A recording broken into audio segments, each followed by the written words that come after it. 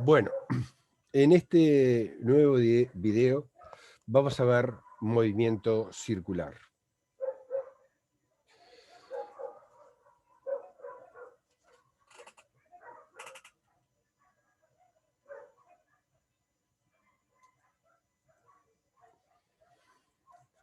Bueno, habíamos mencionado anteriormente que cuando un móvil se mueve en una trayectoria curva, la dirección de su velocidad cambia. Por lo tanto, experimenta una aceleración. Decíamos que esa aceleración tenía una componente perpendicular a la trayectoria, incluso a pesar de que la rapidez se mantuviera constante.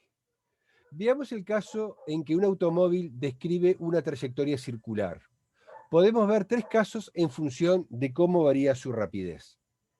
En este caso, tenemos de que el automóvil describe la trayectoria circular con una velocidad creciente, con una rapidez creciente. Por tanto, el vector aceleración va a tener dos componentes. Una componente perpendicular a la velocidad, es decir, dirigida hacia el centro del círculo, y una que es la, digamos, la responsable del cambio de dirección de velocidad, y otra colineal con la velocidad, es decir, una componente de la aceleración tangencial que va a ser, digamos, colineal a la velocidad. Y esa es, digamos, la que le origina el cambio en la rapidez. Otra situación es en la que el automóvil toma la curva circular, pero con una rapidez decreciente. En este caso, la aceleración, además de tener la componente perpendicular, va a tener una componente tangencial, pero que ahora el sentido va a ser opuesto al de la velocidad. Esta aceleración tangencial va a ser la responsable de la disminución de la rapidez. Y por último, una situación en la que el automóvil circula por la curva circular a una rapidez constante. Es lo que va a constituir lo que se denomina un movimiento circular uniforme.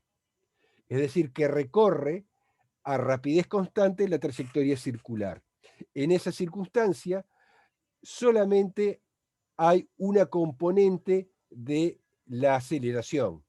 O sea, toda la aceleración va a tener una dirección radial perpendicular a el vector velocidad. Bueno, vamos a comenzar con el caso del movimiento circular uniforme.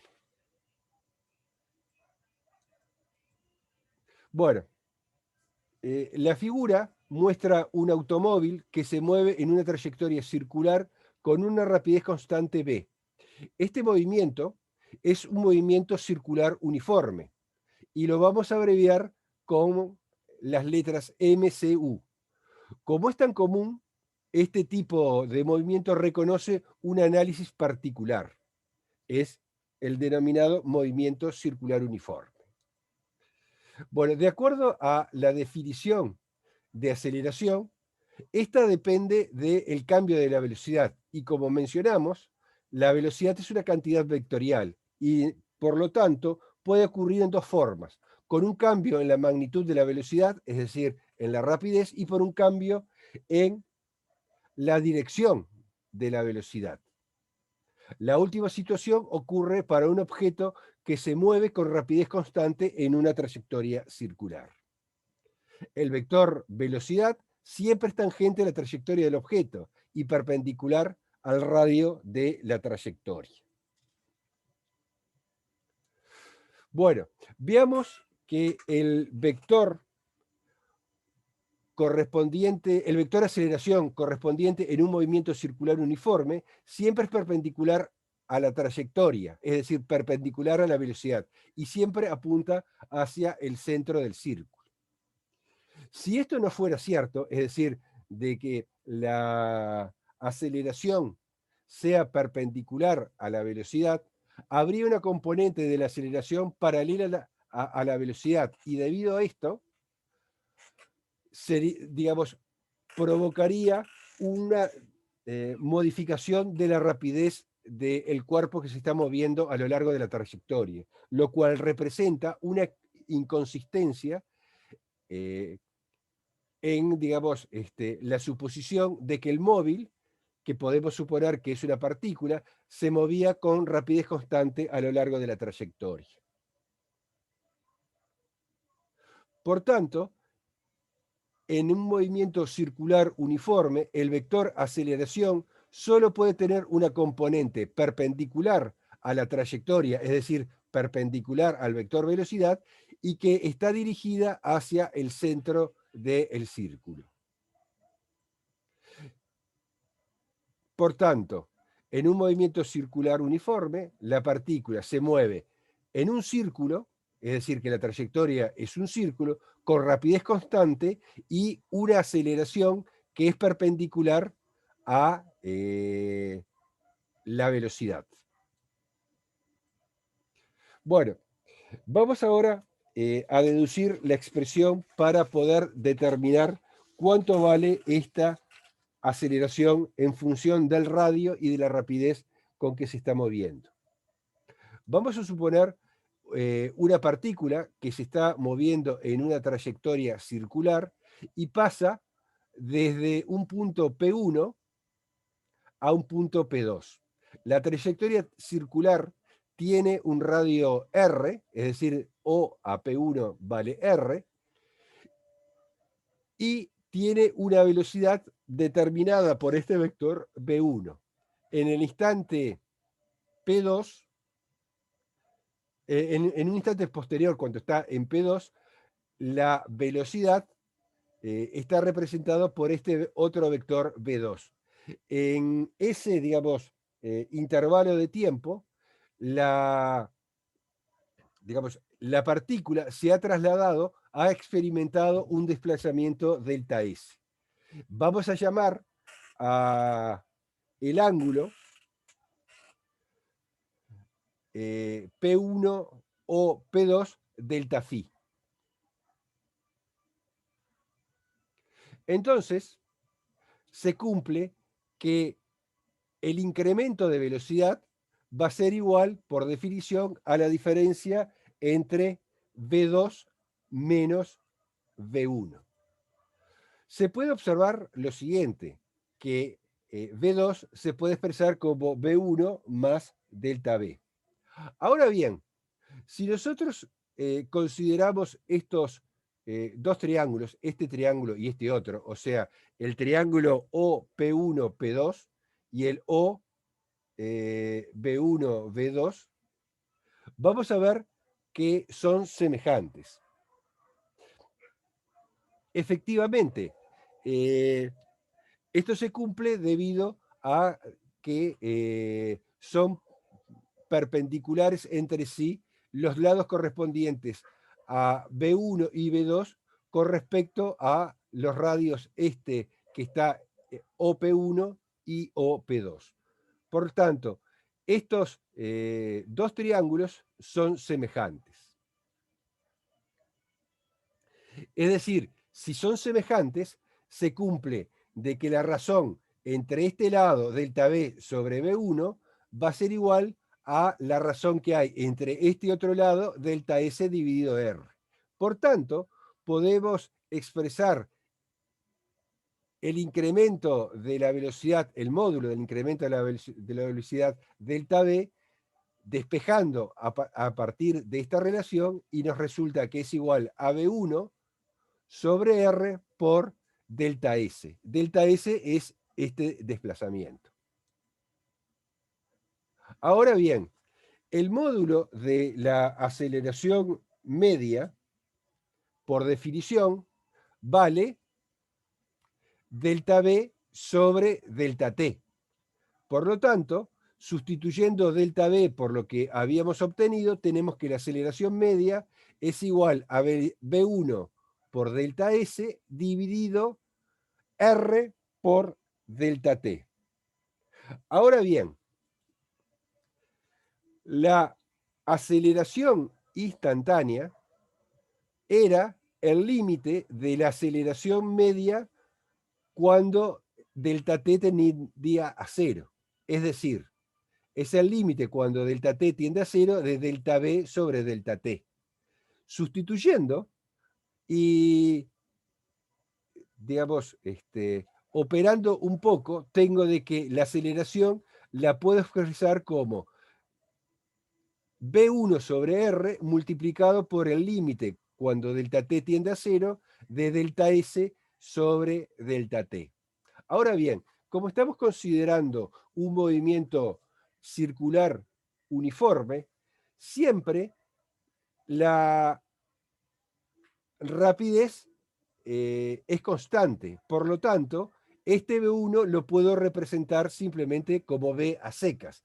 Y el límite de delta S sobre delta T cuando delta T tiende a cero es justamente también la rapidez. Por lo tanto, he obtenido la relación de que la aceleración en un movimiento circular uniforme es igual al cuadrado de la rapidez dividido R. Por tanto, la aceleración que es radial va a valer b cuadrado sobre R. Ahora, esta aceleración radial en el movimiento circular uniforme y que siempre apunta hacia el centro del círculo se le llama aceleración centrípeta.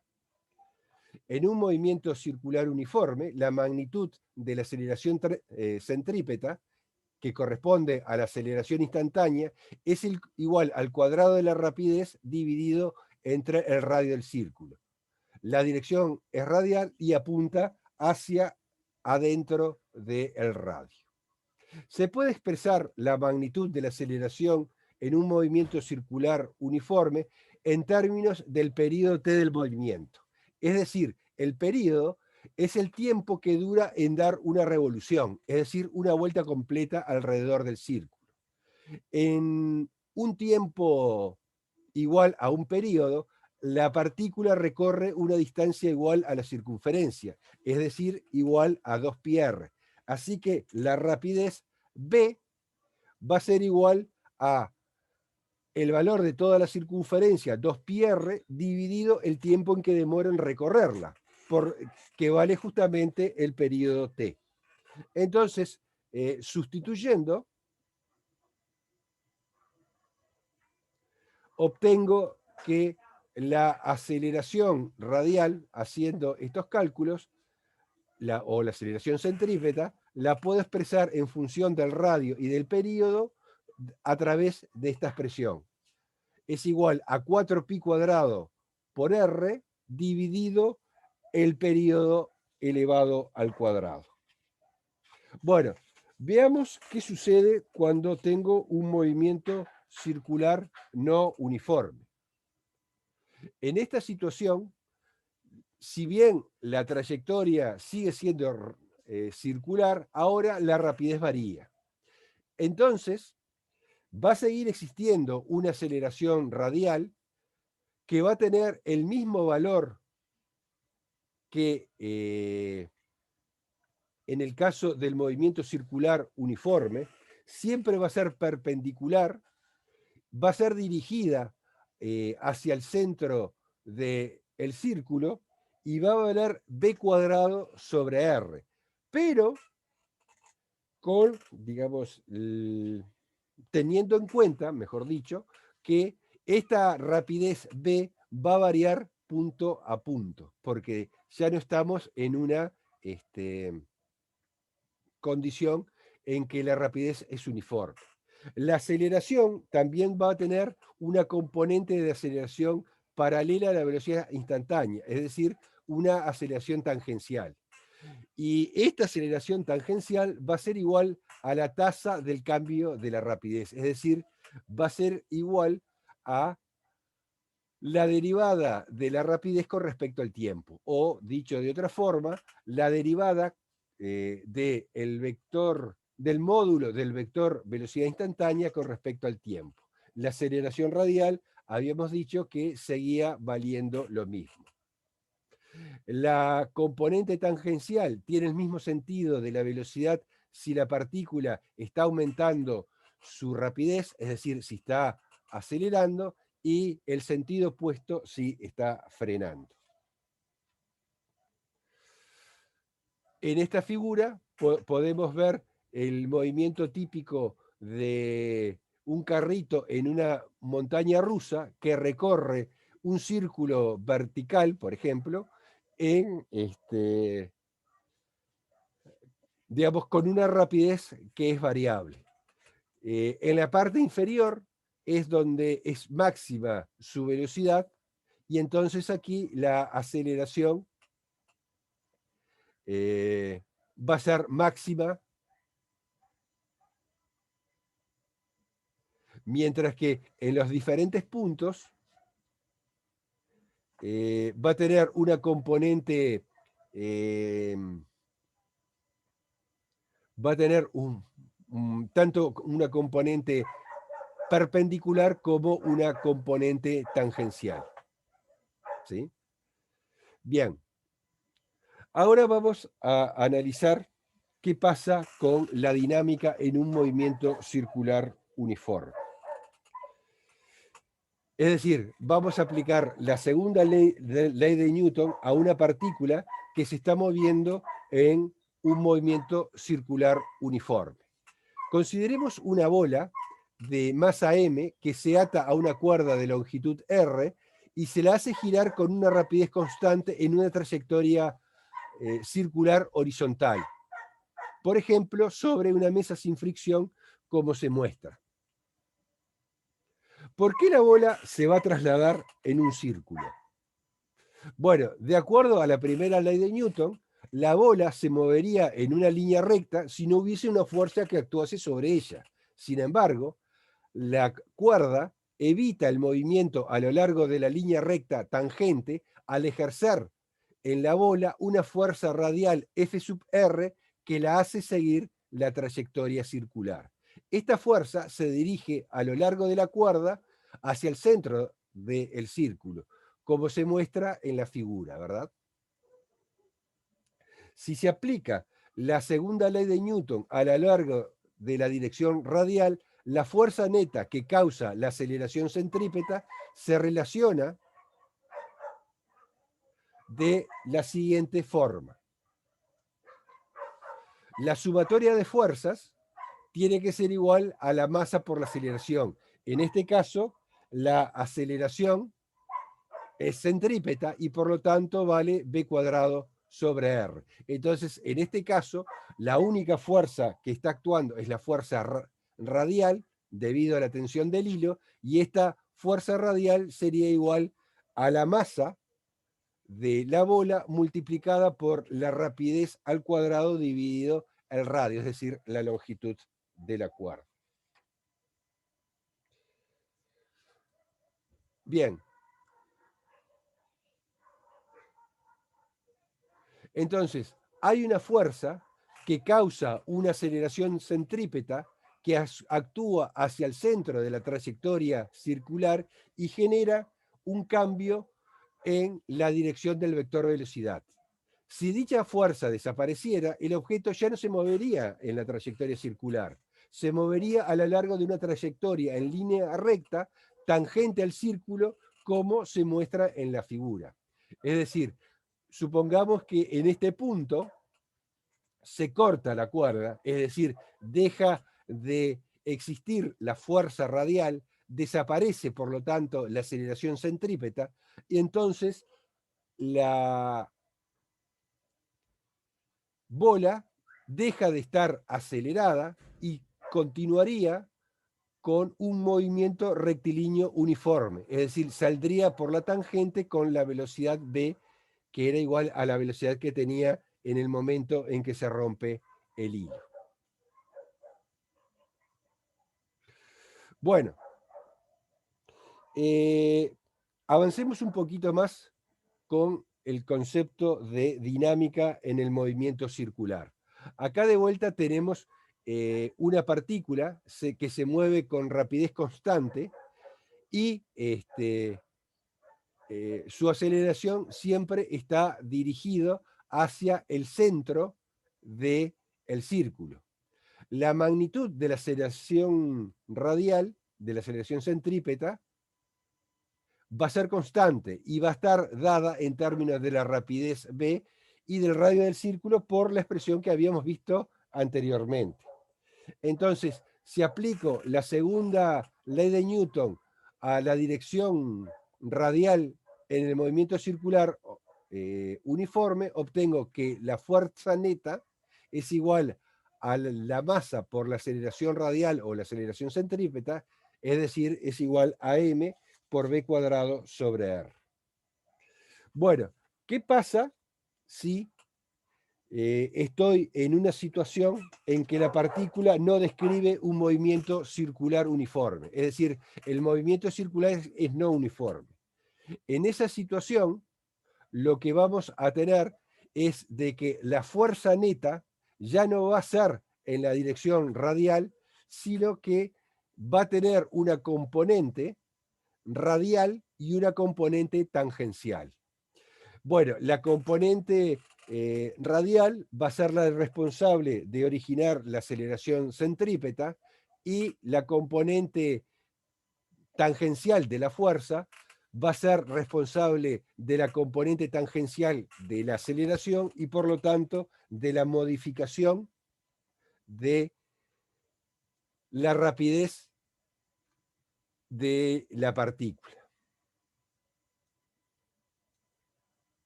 Bueno, finalmente, para ver la parte teórica, para terminar la parte teórica del movimiento circular, vamos a ver algunos tips.